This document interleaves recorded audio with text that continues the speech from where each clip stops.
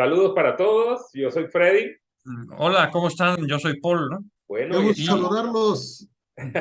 ¿quién está ahí con nosotros, Freddy? hoy estamos complacidos de tener a nada más y nada menos al ingeniero Javier Castañeda Garay, autor del libro Estabilización de suelos con cal, y más importante todavía, amigo nuestro.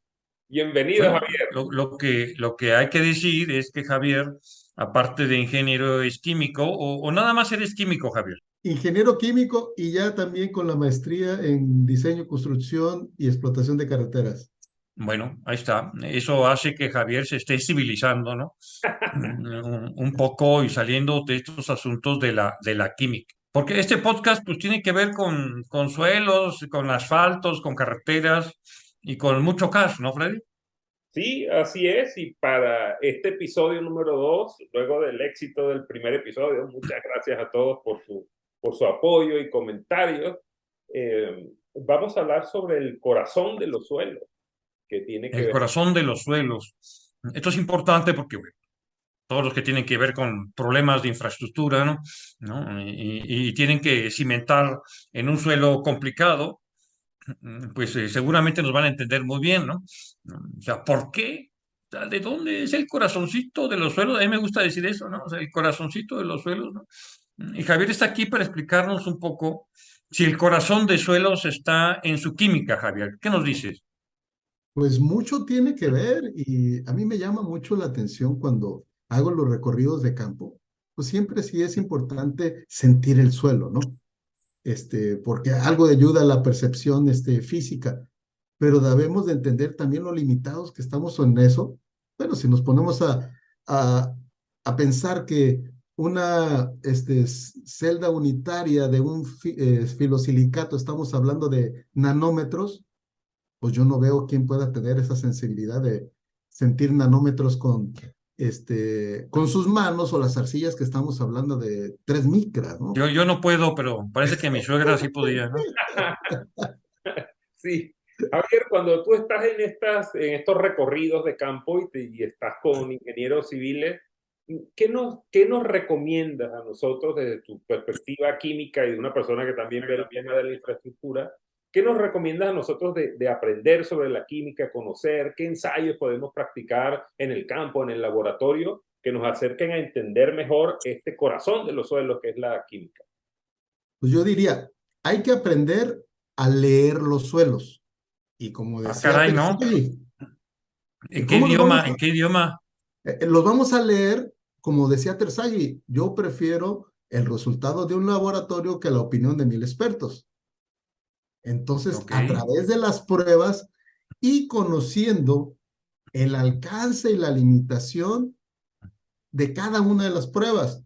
En el comité de normas que me toca participar, tanto en el IMT como en el 11, a mí me gusta sacar una frase cuando empezamos a discutir sobre alguna de las pruebas, así como los abogados dicen, ¿qué dice el espíritu de la ley? Cuando están discutiendo acerca de un caso, yo digo, ¿qué dice el espíritu de la prueba?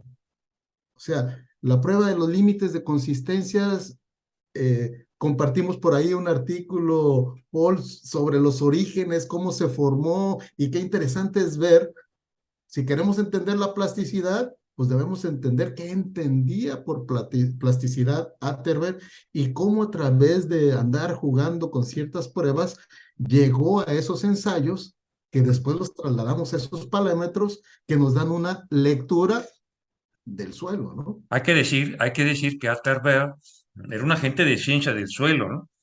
O sea, no Agrónomo, era por ingeniero cierto. civil, ¿no? Como tal.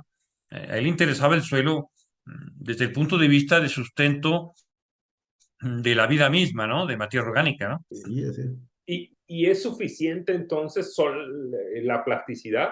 Solamente con No, irme la carta de plasticidad tengo todo. no, Adicional no, a no. la carta de plasticidad, ¿qué debemos tener, Javier? Yo digo como cada prueba es como una pequeña linternita que nos ayuda a estar observando todo el suelo.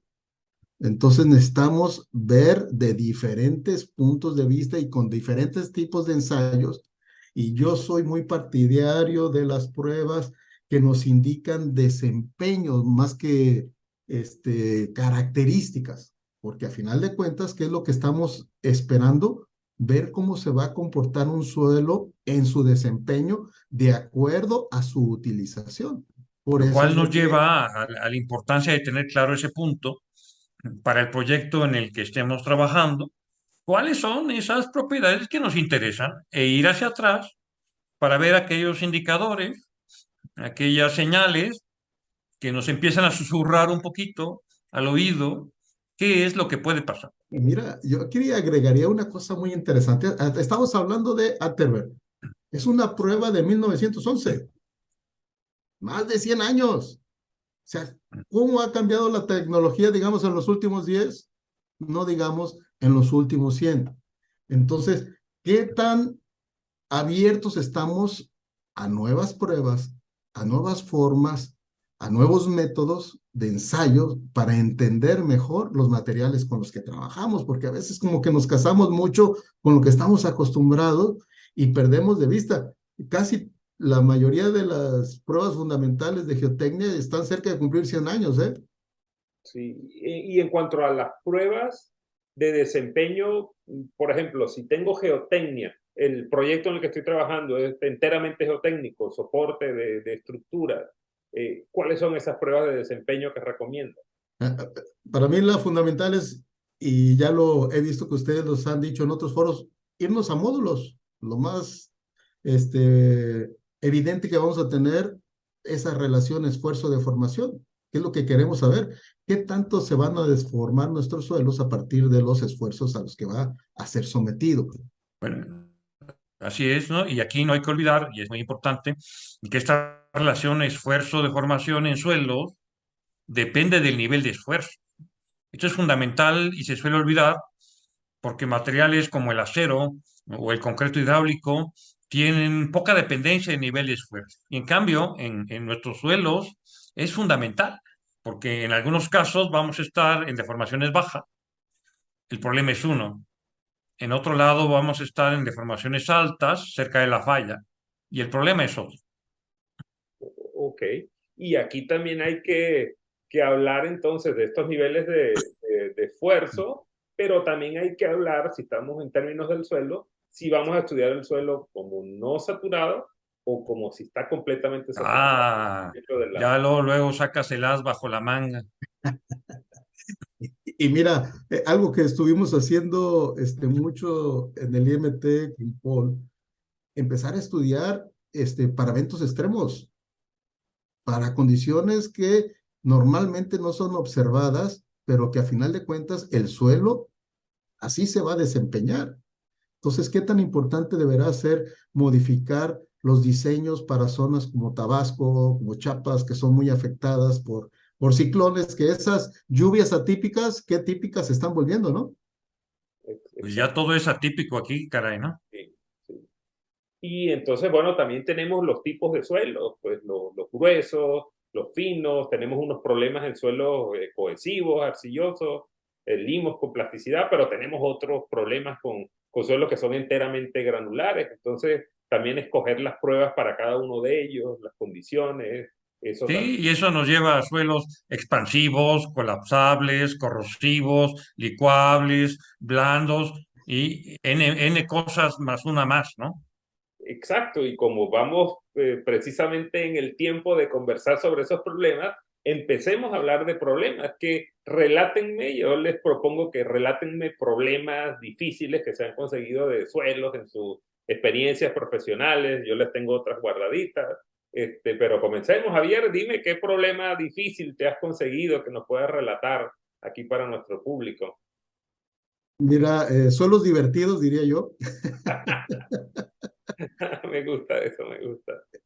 El Valle de México, de acuerdo al propio Terzaghi, el paraíso de la mecánica de suelos, por lo complejo, todo lo que podemos encontrar ahí. Querétaro. Querétaro, problemas bastante severos eh, que se han metido, particularmente ahí recuerdo un caso de una constructora que resultó más barato volver a tirar las casas y volver a construir por no haber hecho adecuadamente un tratamiento de los suelos. Entonces, Querétaro tiene suelos bastante divertidos, todo lo que es la zona del Bajío. En Chiapas me ha tocado suelos también con gran problemática. Ahorita estoy precisamente en Villahermosa, Tabasco, y muy cerca de aquí. Unas grietas que se formaron en la carretera que cabía la pierna de una persona. Wow. Entonces, imagínate lo complejo que estaba ahí el asunto. Yo, la observación que decía, alguien viene aquí en una moto, se mata, ¿eh? Sí, pero es que lo que pasa luego, y luego se comenta mucho con Freddy en Academia Geotech Tips, es que luego la gente en los proyectos no quiere los estudios de mecánica de suelos, ¿verdad, Fred? No, para nada, no están dispuestos a ¿Por qué no quieren los estudios de mecánica de suelos? porque son muy costosos, nadie los obliga. Siempre hay, yo vivo aquí en la frontera, por ejemplo, entre Estados Unidos y México, y en Tijuana, mientras en Tijuana un estudio de mecánica de suelos cuesta 10,000 pesos, aquí en Por San Diego favor, cuesta aunque 20 costara mil 10.000 dólares. dólares, ¿no? Sí, cuesta 20,000 dólares. Entonces es una gran diferencia, falta mucha cultura geotécnica, que hay profesionales estupendos, excelentes, Pero asociados a la SMIC. yo diría que lo obliga Freddy el sentido común, ¿no? Y la formación de ingeniero civil, donde claro que sabemos que todo proyecto empieza por su corazoncito del estudio de los suelos. Exactamente. ¿Sí? El análisis de riesgo, ¿no? Que muchas veces no son sensibles a todo lo que puede suceder. Pues ahí mismo en Tijuana, ¿cuántos casos no tenemos de taludes inestables y lo que ha generado a Sí, nivel carreteras, a nivel viviendas? yo recuerdo este libro de Sowers and Sowers, que escribieron padre e hijo, varios casos como es. Siempre hablaba que el desarrollo de la mecánica de suelos, de la solicitud de estudios de mecánica de suelos, pasaba por eso que está diciendo Javier precisamente, de los riesgos y de que los bancos empezaran a pedir para poder entregar sus préstamos o hipotecas para construcción de los desarrollos, necesitaban esos estudios de mecánica de suelos donde se dieran las garantías del tamaño de las primas de riesgo con las que iban a trabajar. Entonces yo creo que por ahí viene. En mi propia ciudad, en Venezuela, pues también hubo esa evolución gracias a este tema de los bancos. Esperemos pues, que en cada lugar los bancos nos ayuden a salir adelante. Si los riesgos es algo que debemos empezar a manejarlo de todos los días en ingeniería civil, yo creo que capaz que luego haremos un episodio sobre el tema de los riesgos. Porque el riesgo, pues ahora lo calculamos como la probabilidad de que algo pase por el costo de que eso pase, ¿no? Porque claro, si se cae una ladera en medio donde no hay nada, pues sí, está bien, pero pues, en cambio, si se cae un pequeño corte encima de una carretera de 100.000 vehículos diarios, ah, caray, ¿no? ¿No? O sea, los riesgos que debemos tomar son otros. Y ahí está un poco la diferencia, ¿no? De la percepción. Sí. Jóvenes, qué rápido se nos fue el tiempo. Tenemos unos 20, 25 segundos para que den unas palabras de despedida cada uno y adelante empezamos por nuestro invitado, Javier.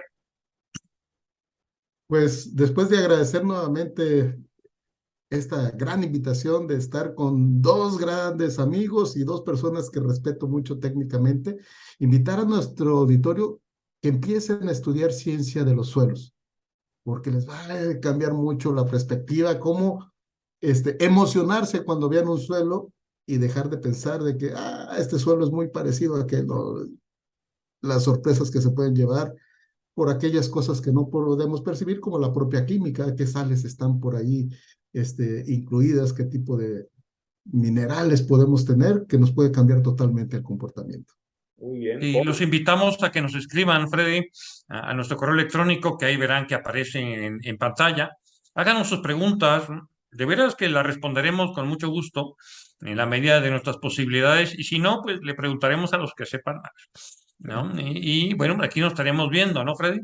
Muy bien, muchas gracias por acompañarnos. Los invitamos al tercer episodio que va a estar dedicado a un tema muy especial que es la cal.